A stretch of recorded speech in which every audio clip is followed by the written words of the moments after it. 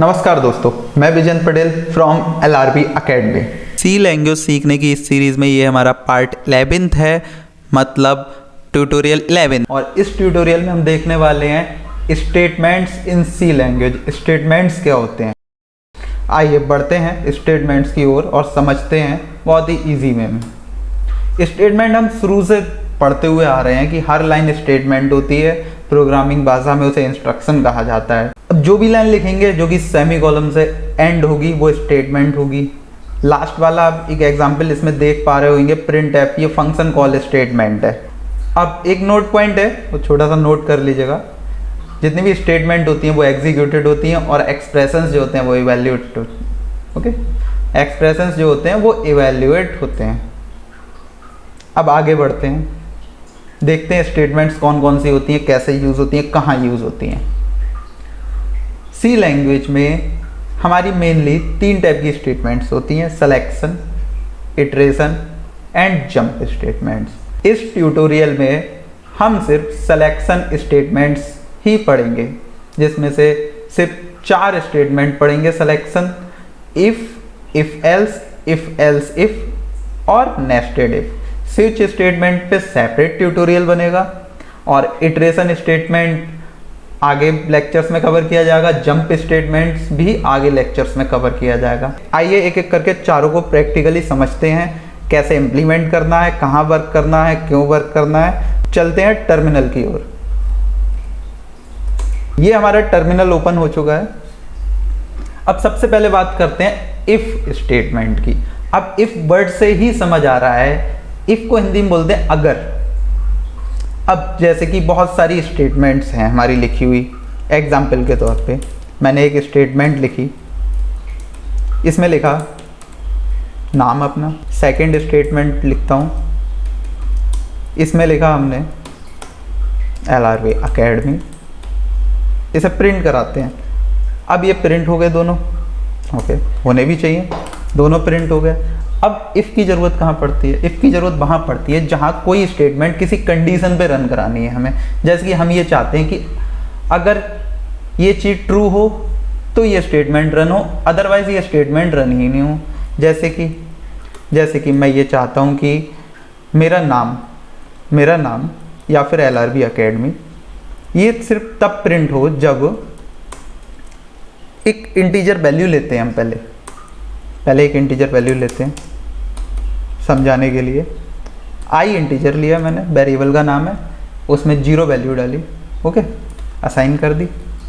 अब मैं ये चाहता हूँ LRB अकेडमी सिर्फ तब प्रिंट हो जब आई की वैल्यू 0 से बड़ी हो, अदरवाइज प्रिंट ना हो। अब उससे भी पहले हम ये देख लेते हैं कि इफ़ की कंडीशन लिखी कैसे जाती है, लिखेंगे कैसे। देखिए इफ़ का सिंटैक्स देखिए, पहले लिखते हैं इफ़, उसके बाद आते हैं ब्रैकेट, उसके बाद आते हैं पैरेंथेसिस।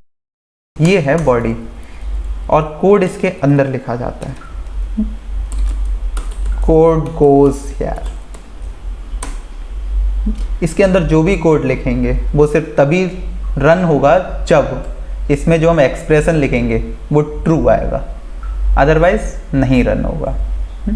अब LRB अकेडमी को यहाँ से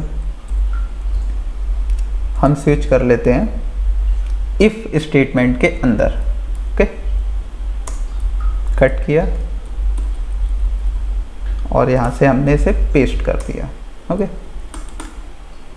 नाउ अब इसे हम यहाँ पर अब हम अपना एक्सप्रेशन लिखते हैं। अगर आई बड़ा है 1 से, तब ये अंदर का कोड रन होगा, अदरवाइज नहीं रन होगा।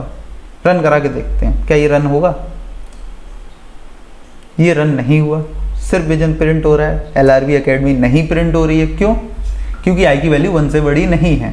अगर आई की वैल्यू को 1 से बड़ा कर देता हूँ, यहाँ 2 लिख दिया, अब प्रिंट होगा, बिल्कुल प्रिंट होगा। अब प्रिंट हुआ, ओके। एक और एग्जाम्पल देखते हैं छोटा सा, आइए इसे डिलीट करते हैं। एक और एग्जाम्पल देखते हैं जिसमें हम चेक करेंगे क्या आई की वैल्यू 10 से ग्रेटर है। आई की वैल्यू 11 यहाँ पर असाइन कर देता हूँ। अब यहाँ पर एक कंडीशन लिखता हूँ मैं, जो कि ये बताएगी मुझे कि क्या वैल्यू 10 से बड़ी है। ठीक, अगर 10 से बड़ी होगी तो मुझे सिर्फ और सिर्फ प्रिंट करा देना है क्या, कि वैल्यू 10 से ग्रेटर है। यहाँ पर value of I is greater than 10। Okay, अब यहाँ पर क्या एक्सप्रेशन लिखना है हमें, अगर आई की वैल्यू बड़ी है 10 से, देखते हैं बड़ी है या नहीं है, या value of I is greater than 10। अगर 10 से छोटी होगी तो क्या होगा, तो ये प्रिंट नहीं होगा।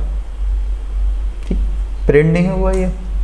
अब बात करते हैं इफ एल्स की। इफ एल्स आपको वर्ड समझ में आ रहा होगा, अगर नहीं तो ये।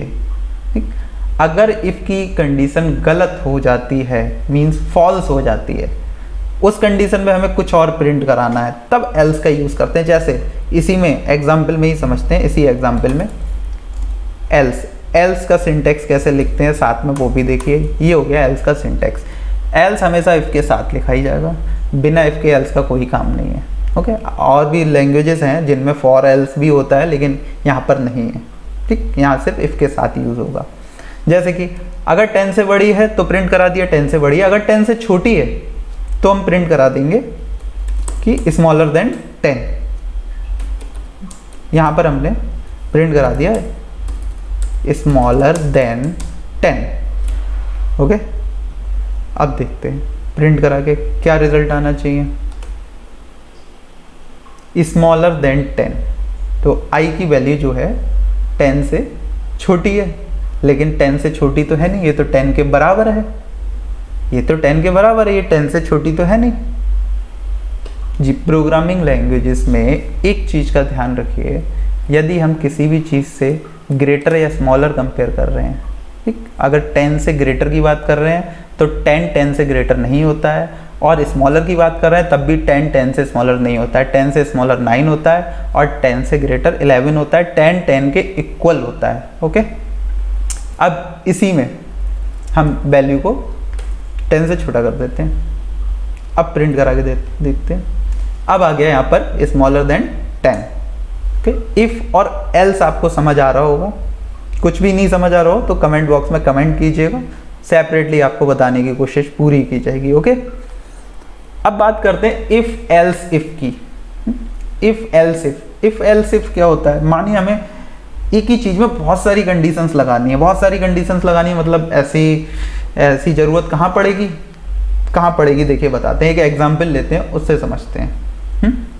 हमें ये चेक करना है कि अगर जो हमारा नंबर है वो 10 है, हमें ये चेक करना है जो हमारा नंबर है वो या तो 10 हो या फिर 15 हो या फिर 20 हो। ओके, सिर्फ ये चेक करना है। अदरवाइज हमें प्रिंट करा देना है कि ना 10 है, ना 15 है, ना 20 है। तो अब यहाँ पर कोई नंबर हम देखते हैं। यहाँ पर नंबर असाइन कर दिया हमने 16। ओके, तो यहाँ पर हमने चेक करा अगर i की वैल्यू बराबर है 10 के तो प्रिंट कराना है हमें equals to 10। Value of i is equal to 10। अब 10 के इक्वल नहीं है तो 15 के इक्वल होगी, तब हम इसे चेक कराएंगे इस तरह से। एल्स इफ स्टेटमेंट देखिए कैसे लिखी जाती है, सिंटैक्स देखिए syntax. Okay, else if i की वैल्यू बराबर है 15 के, देन हमें प्रिंट कराना है value is equal to 15। Value is equal to 15 और इट वैल्यू ऑफ i अब 20 के इक्वल हो सकती है। ठीक, इसके बाद क्या लिखेंगे, आई होप कि अब आपको पता होगा। i की वैल्यू बराबर है 20 के, तब क्या प्रिंट कराना है हमें, value of i is equal to 20। Okay, यहाँ पर इसे राइट करेंगे हम, value of i is equal to 15। तो ये हमने यहाँ पर ये स्टेटमेंट लिख दिया थर्ड इफ का मीन सेकंड एल्स इफ का। अब अगर इन तीनों के इक्वल नहीं है तब क्या करना है, तब हमें प्रिंट कराना है कि ना ही 10 के इक्वल है, ना ही 15 के, ना ही 20 के। एल्स, ये एल्स ब्लॉक तब चलेगा जब ये तीनों कंडीशन फॉल्स हो जाएंगी, इफ वाली पहली, second else if, third else if, जब ये तीनों फॉल्स होंगी तभी ये एल्स चलेगा। ओके, इस एल्स का यूज़ अगर नहीं भी करना चाहते हैं, ज़रूरत नहीं है, अगर आपके प्रोग्राम में नहीं करें, ये कोई कंपलसरी नहीं है कि एल्स इफ के साथ आप एल्स यूज़ करेंगे ही करेंगे, ये कोई कंपलसरी नहीं है। ठीक है, तो एल्स इफ एल्स प्रिंट कराना है,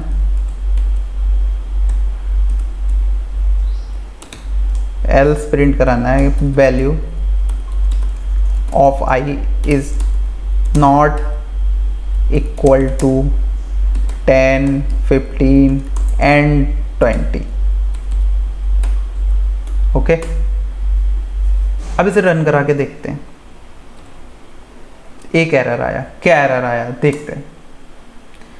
प्रिंट, यहाँ पर प्रिंट एफ की जगह कहीं पर प्रिंट टाइप कर दिया, ये प्रिंट, यहाँ प्रिंट एफ होगा। ओके, अब रन कराते हैं तो यहाँ रन हो गया है value of I is not equal to 10, 15 and 20। Means सबसे पहले कंपाइलर आया, आई की वैल्यू चेक की 10 है, नहीं है, नहीं रन कराना है। फिर चेक की 15 है, नहीं है, नहीं रन कराना है।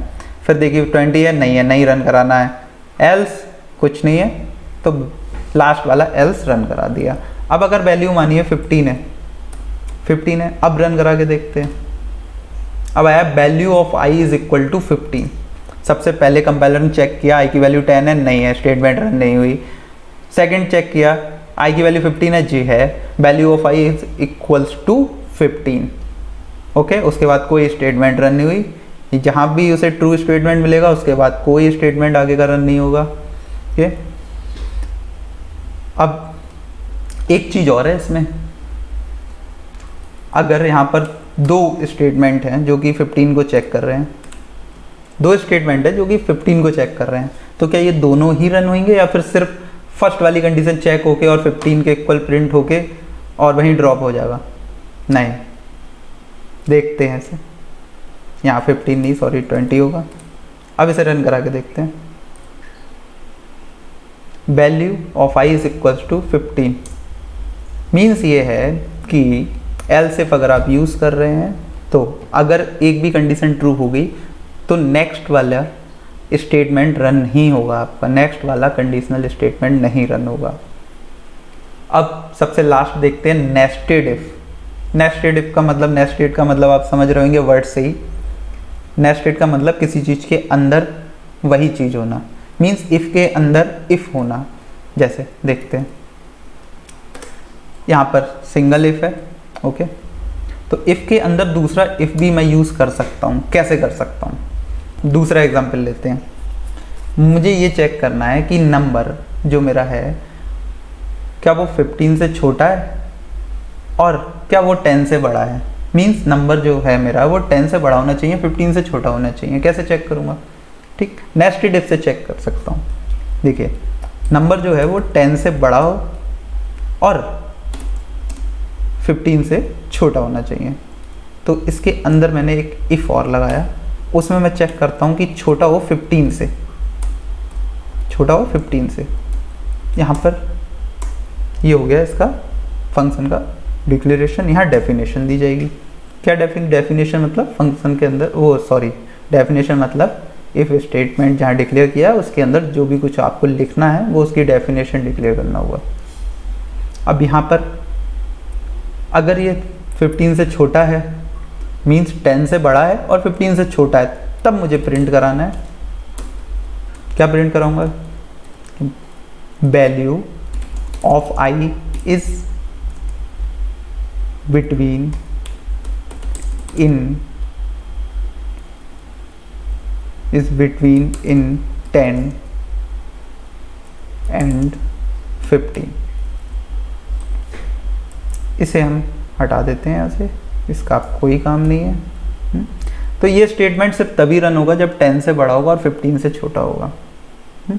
मीन्स सबसे पहले कंपाइलर आके चेक करेगा क्या वैल्यू हमारी 10 से बड़ी है, जी है, उसके बाद फिर उसके अंदर जो स्टेटमेंट्स लिखी हुई हैं उसमें फिर इसकी स्टेटमेंट मिली, क्या 15 से छोटा है? छोटा है, तब ये स्टेटमेंट रन होगा। आपका रन कराते हैं, कुछ नहीं प्रिंट होगा अभी तो, क्योंकि नंबर हमारा ना 15 से छोटा है ना 10 से बड़ा है। इसे मैं 15 से छोटा और 10 से बड़ा कर देता हूँ 14, क्या प्रिंट होगा? बिल्कुल प्रिंट होगा। ये होता है नेस्टेड इफ। इसके अंदर और भी इफ यूज़ कर सकते हैं आप, या फिर इस इफ के साथ आप एल्स का यूज़ कर सकते हैं। एल्स, आइए एक और इफ का यूज़ करके दिखाते हैं इसी क्वेश्चन में। इसमें क्या कंडीशन हो सकती है? अगर 10 से बड़ा होगा और 15 से छोटा नहीं होगा तो ऑफकोर्स नंबर जो है आपका 15 से बड़ा होगा या फिर 15 होगा। अब यहाँ मैं और चेक कर सकता हूँ कि नंबर जो है क्या 15 से बड़ा है, तब यहाँ पर मैं प्रिंट करा सकता हूँ। क्या प्रिंट करा सकता हूँ? Number is greater than 15, greater than 15, इसे प्रिंट करा सकता हूँ। चलिए नंबर को 15 से बड़ा करते हैं और देखते हैं क्या प्रिंट होने वाला है। ये compile and run, greater than 15, ये नेस्टेड इफ हो गया। एक इफ के अंदर दो इफ लिखे हुए हैं। एल्स का भी प्रयोग कर सकते हैं। कैसे कर सकते हैं? इसी में करते हैं। एल्स, एल्स क्या होगा? ये एल्स जो है ये सेकंड वाले इफ के साथ रहेगा। एल्स मैं यहाँ पर ये प्रिंट करा सकता हूँ कि नंबर 15 के बराबर है। अब ना 15 से छोटा है ना 15 से बड़ा है, तो 15 के बराबर ही होगा। Okay, print f equals to 15। Okay, अब नंबर को 15 के इक्वल करते हैं। ये इक्वल्स टू 15। ओके, लेकिन अगर 15 से छोटा होगा तो यहाँ पर ये दो चीज़ें रन होंगी। क्या आउटपुट आएगा? आप सोचिए। आप सोच रहे होंगे कि आउटपुट आएगा वैल्यूज बिटवीन इन 10 एंड 15। नहीं, इसका आउटपुट आएगा value of I is between in 10 and 15 और इक्वल्स टू 15। देखिए क्यों आया ऐसा? ऐसा इसलिए आया क्योंकि सबसे पहले पहला वाला इफ स्टेटमेंट चला, 10 से छोटा है, जी छोटा है, सॉरी क्या 10 से बड़ा है, जी बड़ा है। फिर अंदर आया, फिर अंदर चेक किया, क्या 15 से छोटा है, 15 से छोटा है, प्रिंट करा दिया। ओके, फिर अगले इफ को चेक किया, क्या 15 से बड़ा है, नहीं 15 से बड़ा नहीं है। अगर 15 से बड़ा नहीं है तो इक्वल्स टू 15 प्रिंट करा देना है। तो ये एल्स सिर्फ इस इफ के लिए काम कर रहा है, ऊपर वाले इफ के लिए नहीं कर रहा है। तो यहाँ पर क्या करना है? एल्स इफ का यूज़ कर सकते हैं, एल्स इफ का यूज़। अब इसे रन करा के देखते हैं। अब सिर्फ एक ही रन हुआ। तो समझ रहे हैं एल्स इफ की कहाँ प्रैक्टिकली ज़रूरत पड़ सकती है, कहाँ एल्स की ज़रूरत पड़ सकती है, किस तरह से नेस्टेड इफ वर्क करते हैं और इफ किस तरह से वर्क करता है, सिंटेक्स क्या होता है। एक लास्ट चीज़ इफ में और बता देता हूँ। क्या? आइए, एक लास्ट चीज़ ये कि आपने काफ़ी जगह लिखा हुआ देखे होगा इस तरह का सिंटेक्स कि ये इफ़ है और इसके बाद डायरेक्ट आपने स्टेटमेंट लिखा देखा होगा बिना किसी कर्ली ब्रेसेस के। ओके, यहाँ पर प्रिंट करा देता हूँ मैं बी अकेडमी और इसको ये आई 10 से बड़ा है। अब इसे रन कराता हूँ, ये प्रिंट हो गया। अब आप ये कहेंगे कि यहाँ पर ये जो कर्ली ब्रेसेस हैं ये नहीं लगाए। देखिए ऐसा होता है इफ़ या फिर एल्स या फिर इफ़ एल्स इफ़ में, यदि आपके इफ़ स्टेटमेंट के अंदर सिर्फ एक सिंटेक्स लिखा हुआ है, मीन्स ये सिर्फ एक सिंटेक्स लिखा हुआ है, सिर्फ एक सिंटेक्स, तो आप कर्ली ब्रेसेस नहीं लगाएंगे, तब भी वह इफ़ के अंदर एज्यूम होगा बाय द कंपाइलर। ओके, लेकिन अगर एक से ज़्यादा स्टेटमेंट आपको प्रिंट कराने हैं या फिर लिखने हैं इफ़ की कंडीशन के बेस पर, तब आपको यहाँ पर कर्ली ब्रेसेस लगाना अनिवार्य है। ओके, यदि आप इस कंडीशन में नहीं लगाएंगे कर्ली ब्रेसेस तो कंपाइलर सिर्फ इस पहली वाली स्टेटमेंट को इफ़ के साथ मानेगा, इसे नहीं मानेगा। ओके, तो स्टार्टिंग में सिर्फ आपको यही करना है कि कर्ली ब्रेसेस का यूज़ करना है, चाहे एक ही स्टेटमेंट क्यों ना लिखें, फॉर द बेस्ट प्रैक्टिस। जब आप अच्छे प्रोग्रामर बन जाएं उसके बाद आप यूज़ कर सकते हैं without curly braces. I hope कि ये वीडियो आपको समझ आया होगा। यदि कुछ भी नहीं समझ आया हो तो कमेंट बॉक्स में कमेंट करके ज़रूर पूछें, आपको सेपरेटली समझाया जाएगा। यदि वीडियो पसंद आया हो तो लाइक करें, सब्सक्राइब करें और शेयर करें और बेल आइकन को दबाना ना भूलें for the latest update. Thanks for watching. मिलते हैं नेक्स्ट वीडियो में।